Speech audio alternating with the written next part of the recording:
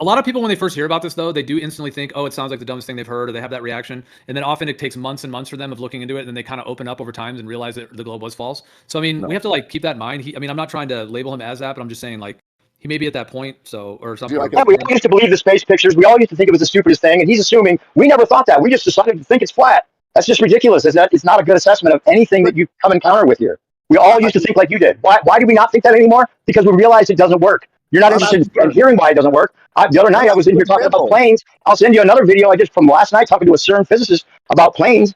And if you heard that and you think that he has a point, then you continue believing the globe, because that would make you stupid. And by the way, Gio, I went into Stellarium, went to Punta Arenas, looked towards the north, and rotate the stars. It goes from east to west.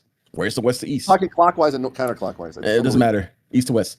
The globe works, right? As far as you see. The third grade. I'm not calling you a third grader, but the more, if you have any doubts, the more you look, you'll see it. There's more doubts. No, wrong.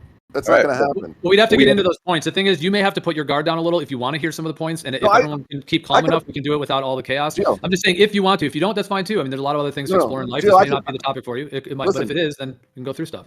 I appreciate what you're saying. It's not. If you think that's going to be, it's not the topic for me. If you think I'm going to sit there and listen to that and change my mind, it's not going to happen. Okay. No, you're not going to change your mind. You can only change your own mind, bro. You have to realize it. If you don't want to realize it, maybe you are in the wrong spot. If you just want to come in here and say, okay, I'm smarter than everybody because I realized everything I was told was true, and everybody else in here doubted what they were told, so they must be stupid, then that's just a poor assessment of where you're at.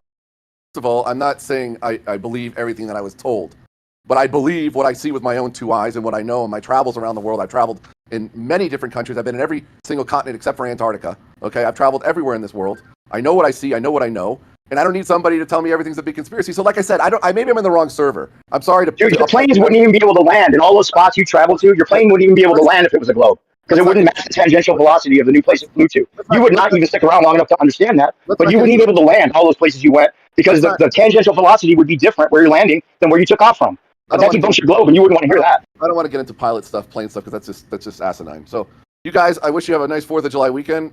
Thank you for your hospitality, Gio, and have a nice day.